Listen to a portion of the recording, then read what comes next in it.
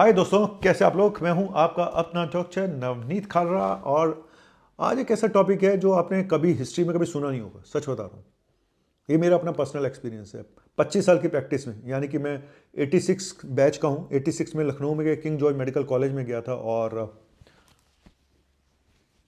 96 में मैंने MD medicine करी। मंडल कमंडल के टाइम पे मैंने एमबीबीएस किया था 91 के आसपास। 96 में मेरी एमडी हुई, 92 93 में इंटर्नशिप हुई। तब से मैं यहाँ धक्के खा रहा हूँ और इतना एक्सपीरियंस हो चुका है कि आज का टॉपिक इसी के ऊपर बेस्ड है, एक्सपीरियंस के ऊपर ही है। कोई किताबों में ये सब शायद नहीं लिखा होगा इंटरनेट पे, तो आप जाके पढ़ लीजिएगा कि दो तरह के पेशेंट हैं। एक वो पेशेंट जिसका लो बीपी रहता है, एक वो पेशेंट जिसका हाई बीपी रहता है, एक वो पेशेंट जिसका नॉर्मल बीपी रहता है। नॉर्मल बीपी वाला, लो बीपी वाला और हाई बीपी वाला, किसकी लाइफ कितनी लंबी होती है और क्या क्या बीमारी लगने के चांसेस होते हैं इन तीनों लोगों को, समझे। पहले बता दूं कि लो BP, normal BP, high BP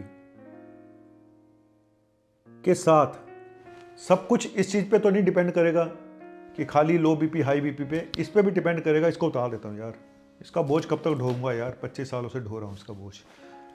इस बात पे भी डिपेंड करता है कि आपके कर्म कैसे हैं। आपका बीपी नॉर्मल रहता है लेकिन आप दूरे सुट्टे मार रहे हैं, दारू पी रहे हैं, ड्रग्स ले रहे हैं। तो ये जो चीज़ें आज मैं बताने जा रहा हूँ इसमें एक्सेप्शंस भी होंगे, क्योंकि आपकी जेनेटिक्स पे बहुत चीज़ें डिपेंड करती हैं, आपके लाइफस्टाइल और आपकी हरकतें आने वाले समय में कैसी रहेंगी। दारू सुट्टे से आप आ पाओगे, नहीं आ पाओगे। तो ये भी आपकी इस बात पे भी आपकी ज़िंदगी की लाइफ डिपेंड करती है, खाली लो BP, normal BP, high BP पे नहीं। और हाई बीपी भी इसी से रिलेटेड है, इन सब शौक से। तो चलिए बात शुरू करते हैं। टॉपिक आज का बहुत इंपॉर्टेंट है।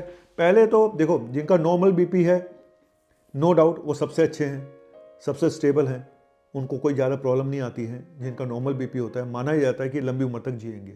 लेकिन यही नॉर्मल बीपी, फिर बोलूँगा कि अगर एडिक्शन का शिकार हो जाए तो फिर कभी भी कुछ भी हो सकता है। तो ये बात समझ लो, नॉर्मल बीपी है बहुत अच्छी बात है, आप लंबी रेस के घोड़े हो। लेकिन हर आदमी अडानी अंबानी बनना चाहता है, लेकिन हर आदमी अपने आप को कंट्रोल नहीं कर पाता हेल्थ के पैरामीटर्स पे, ठीक है। तो झुनझुनवाला जी जो स्टॉक मार्केट के बादशाह थे, वो यही बोलते थे कि मैंने सब में इन्वेस्ट किया, मैं अपनी हेल्थ में इन्वेस्ट नहीं कर पाया। करोड़ों अरबों रुपए छोड़ के वो गए, राकेश झुनझुनवाला, ठीक है। तो नॉर्मल बीपी को हम अलग कर देते हैं। अब आते हैं लो बीपी और हाई बीपी। किसकी उम्र ज़्यादा लंबी होती है? उम्र लंबी नो डाउट लो बीपी वालों की उम्र ज़्यादा लंबी होती है। मैं कंपेयर से लो बीपी और हाई बीपी वालों को कर रहा हूँ, लेकिन पूरा वीडियो सुनिएगा, खाली इस पे मत रुक जाइएगा कि उम्र किसकी लंबी होती है। लो ब्लड प्रेशर वालों को कौन सी बीमारियां होने के चांसेस रहते हैं फ्यूचर में, और हाई ब्लड प्रेशर वालों को कौन सी बीमारियां होने के चांसेस रहते हैं फ्यूचर में, ये भी बताऊंगा। देखो, हाई ब्लड प्रेशर होने के दो रीज़न हो सकते हैं कि एक तो आपके खानदान में है जी, आपके ने कोई गलती नहीं करी, लेकिन ज़्यादातर लोगों में हाई ब्लड प्रेशर के पीछे उनका लाइफस्टाइल होता है। और जब हाई ब्लड प्रेशर होता है, उनका वजन भी बढ़ चुका होता है ना, और शुगर भी हो चुकी होती है ना कुछ लोगों को, और कई लोगों को हार्ट में ब्लॉकेज भी हो चुकी होती है। तो हाई बीपी वाले प्रोन होते हैं हार्ट प्रॉब्लम्स के लिए, स्ट्रोक्स के लिए, किडनी फेलियर के लिए। ये हाई ब्लड प्रेशर वालों को प्रॉब्लम होने के चांसेस रहते हैं फ्यूचर में। हाई बीपी वाले सडनली मुसीबतों में घिर जाते हैं। हाई बीपी वाले जल्दी और सडनली अचानक मुसीबतों में घिरते हैं। क्यों? हाई बीपी था, साथ में शुगर थी, कोलेस्ट्रॉल भी हाई रहता था, क्योंकि इन लोगों में ये टेंडेंसी होती है जिनके हाई बीपी होते हैं। तो अचानक से हार्ट अटैक हो गया, अचानक से स्ट्रोक हो गया, ब्रेन की नस फट गई या खून जम गया। तो अब वो तुम्हारी किस्मत है कि वो जो नस फटी या हार्ट अटैक हुआ वो रिकवर हो गए, एंजियोप्लास्टी हो गई, बाईपास हो गई या अपने आप ठीक हो गए। तो स्ट्रोक भी हल्का फुल्का हुआ तो सुधर गए। तो लेकिन जो होता है सडन होता है ना, जो होता है सडन होता है। लेकिन वो बात भी सच है, अब 70 साल पे 65 साल पे स्ट्रोक हो गया, अब बेड पे आ गए, इतना भयंकर स्ट्रोक हुआ, पैरालिसिस हुआ कि बेड पे पड़े रहे 5-7 साल, तब जाके उनको मुक्ति मिली। क्योंकि इतना सीवियर हुआ था, ना वो हिल पाते थे ना वो खा पाते थे, लेकिन बेड पे पड़े रहे 5 साल तक, बेड सोर हो गए, ये हो गया वो हो गया। तो मेरा कहने का मतलब है, और साथ में अगर यही पेशेंट हाई ब्लड प्रेशर वाले अगर नशा भी करते हैं, शराब भी पीते हैं, सिगरेट भी पीते हैं, तो फिर ऑर्गन फेलियर होने के चांसेस भी बहुत ज़्यादा हैं। किडनी फेलियर या फिर लीवर सिरोसिस, ये भी हो सकता है। देखो आपके एडिक्शन तो आप पे असर डालेंगे, चाहे आपको लो बीपी हो या आपको हाई बीपी हो। बहुत सारे लोग ये कंप्लेन करते हैं, सर हमारा पहले तो लो बीपी रहता था, अब हमारा हाई बीपी क्यों रहना शुरू हो गया। ऐसा होता है, इस बात को भी ध्यान दे लेना क्यों हो गया, ये फिर बाद में कभी डिस्कस करूंगा कि ऐसा क्यों होता है। लेकिन मैं आज बात कर रहा हूं जिनका लगातार लो बीपी रहता है, लोअर साइड में रहता है। हर एक का अपना अपना एक बीपी होता है, ठीक है। मेरा भी लो रहता था, लोअर साइड में रहता था, फिर मैंने अपने विटामिन टेस्ट कराया, B12, विटामिन डी, इन सबको ठीक किया, थोड़ा एक्सरसाइज शुरू करी, तो मेरा बीपी नॉर्मल रहना शुरू हो गया। मेरी पल्स भी ज़्यादा रहती थी, वो भी अब नॉर्मल हो गई है। लेकिन लाइफस्टाइल बहुत ज़रूरी है, आप कितना योगा मेडिटेशन वॉक करते हैं ये भी बहुत ज़रूरी है लो बीपी और हाई बीपी में कन्वर्ट करने के लिए। हाई बीपी को लो करना चाहता है, लो बीपी वाला नॉर्मल करना चाहता है, तो लाइफस्टाइल को मेंटेन करना बहुत ज़रूरी है। तो मैंने पहले आपको हाई ब्लड प्रेशर के बारे में बताया कि इनको ये वाली बीमारियां होने के चांसेस ज़्यादा होते हैं, हार्ट से रिलेटेड प्रॉब्लम, ब्रेन में स्ट्रोक से रिलेटेड प्रॉब्लम, ऑर्गन फेलियर, और कैंसर तो किसी को भी हो सकता है ना, वो तो किसी को भी हो सकता है, कैंसर का तो कोई देन ईमान ही नहीं है। तो लेकिन यहाँ पे ये बीमारियां हाई बीपी वालों को ज़्यादा रहती हैं। अब आते हैं लो बीपी वालों पे, इनकी बीमारियां बिल्कुल अलग होती हैं।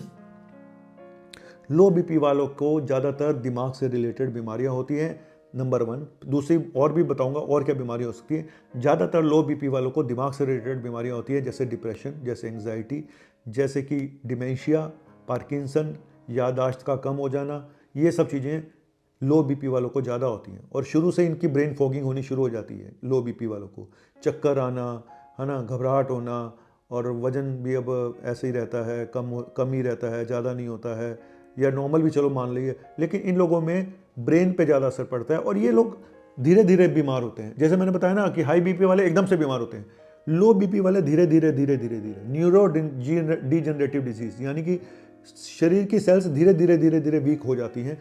इसका सबसे बड़ा एग्जांपल मैं हूँ। मेरा लो बीपी रहता था, मेरा चश्मा लग चुका है, ये भी एक एजिंग का एक निशानी है। 40 साल की एज में चश्मा लग गया, नंबर धीरे धीरे बढ़ता गया, और बाल मेरे सफ़ेद हैं, वो बात अलग है कि मैंने डाई कर रखे हैं, ठीक है। इस तरह से कई सारी ऐसी चीज़ें हैं जो एजिंग प्रोसेस मुझे पता चल रही है अपने अंदर से। मेरी स्किन पे अगर देखें तो यहाँ पे थोड़ी बहुत रिंकल्स भी आ चुकी हैं। हालांकि 55 साल की उम्र में, 55 प्लस की उम्र में ऐसा फेस और इससे बाल मुश्किल से मिलते हैं। लोगों को लगता है मेरे नकली बाल हैं, लेकिन असली हैं, क्योंकि मैं अपनी हेल्थ पे बहुत ध्यान देता हूँ। बाकी तो जो ऊपर वाले को मंजूर होगा वो ठीक है। एक तो मैंने बताया लो ब्लड प्रेशर वालों को, हाँ मेरी भी याददाश्त कम रहती है, मेरी बहुत तेज़ याददाश्त नहीं है। तो लो बीपी वालों को ब्रेन से रिलेटेड प्रॉब्लम होती है, stress, anxiety, depression, dementia, Parkinson, ये बीमारी, और धीरे धीरे ये बीमारियों में जाते हैं, एकदम से नहीं जाते। लेकिन दूसरा जो चीज़ मैंने देखी लो बीपी वालों में, वो मैंने देखा कैंसर मैंने कॉमन देखा है लो बीपी वालों में। वो कोई भी कैंसर हो सकता है। तो 2 बीमारी मैं बता रहा हूँ लो बीपी वालों के लिए, एक ब्रेन से रिलेटेड, दूसरी कैंसर। और मोटे लोगों में, हाई बीपी वालों में हार्ट, ये वो फलाना। लेकिन अगर आपका लो बीपी कुछ सालों बाद हाई में कन्वर्ट हो जाता है, फिर आपकी डेफिनेशन भी चेंज हो जाएंगी, आने वाले टाइम में आपके रिस्क फैक्टर भी चेंज हो जाएंगे। तो इसीलिए, और एक्सेप्शंस आर ऑलवेज देयर, अपवाद हर जगह पे हैं। जहाँ जेनेटिक्स बहुत स्ट्रॉन्ग रोल प्ले करती है, तो वहाँ पे नॉर्मल बीपी वालों को भी हार्ट अटैक हो जाते हैं, लो बीपी वालों को भी हार्ट अटैक हो जाते हैं। तो ये बात अलग है, जेनेटिक्स एक अलग रोल प्ले करता है, बहुत स्ट्रॉन्ग रोल प्ले करता है। लेकिन मैंने एक मोटा मोटा बताया है, अपने एक्सपीरियंस के हिसाब से बताया है, जो मैंने फील किया इतने सालों में कि ऐसा होता है। आप भी बताइएगा कि मैंने कितना सच बताया, कितना झूठ बताया। झूठ और सच का बात नहीं है, कितना सही बताया, कितना गलत बताया। हो सकता है मैं कुछ चीज़ों में गलत हूँ, लेकिन ज़्यादातर लोगों में ऐसा होता है। तो इसीलिए हाई ब्लड प्रेशर ज़्यादा डेंजरस है लो ब्लड प्रेशर से। लो ब्लड प्रेशर वाले लंबे चलते हैं, लो ब्लड प्रेशर वाले इमोशनल होते हैं, लो ब्लड प्रेशर वाले क्रिएटिव माइंड के होते हैं, इसमें कोई डाउट नहीं है। लो ब्लड प्रेशर वालों को म्यूजिक से बहुत ज़्यादा प्यार होता है, इसमें कोई डाउट नहीं है। और आज एक और ख़ास बात बताऊँ, जो एस्थमेटिक पेशेंट होते हैं, जिनको सांस की बीमारियां बचपन से होती हैं, ये लोगों को म्यूज़िक का बहुत आनंद होता है, म्यूज़िक में बहुत इंटरेस्ट होता है। ये काम की बात बताइए। ऐसी और सारी चीज़ें आपको बताऊंगा जो आप सुन के हैरान हो जाओगे कि ऐसा भी होता है। तो ये मेरी स्टडी है। अगर आपके बच्चे को किसी को अस्थमा है या आपको रहा होगा बचपन से, तो आप सोचिए कि आपको म्यूज़िक से प्यार नहीं है, कि आपका गाना गाने का मन नहीं करता। हर किसी का नहीं करता भाई।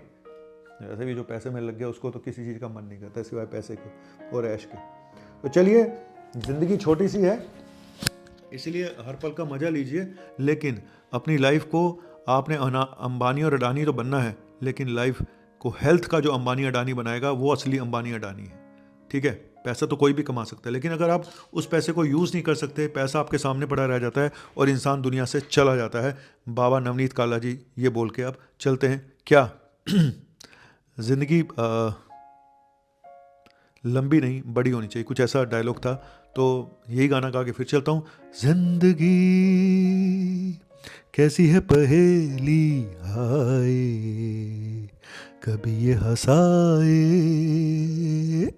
कभी ये रुलाए, टा टा टा। जिंदगी बाबू मोशाय, ज़िंदगी लंबी नहीं है बड़ी नहीं है, उसको बनाना पड़ता है अपने हिसाब से, है ना। तो अच्छी ज़िंदगी चाहते हो, नहीं चाहते डॉक्टर के पास जाना, नहीं चाहते एडमिट होना, नहीं चाहते मशीन वेंटिलेटर पे जाना, तो अपनी ज़िंदगी को अभी से ठीक करना शुरू कर दो। रेगुलर अपनी डाइट, रेगुलर एक्सरसाइज, अपने सुट्टे एडिक्शन पे काबू पाओ और मेहनत करो। बस इतना ही बोलूँगा। चाहे यूट्यूबर बनो या डॉक्टर बनो, मेहनत करो। Thank you very much, bye, शुक्रिया।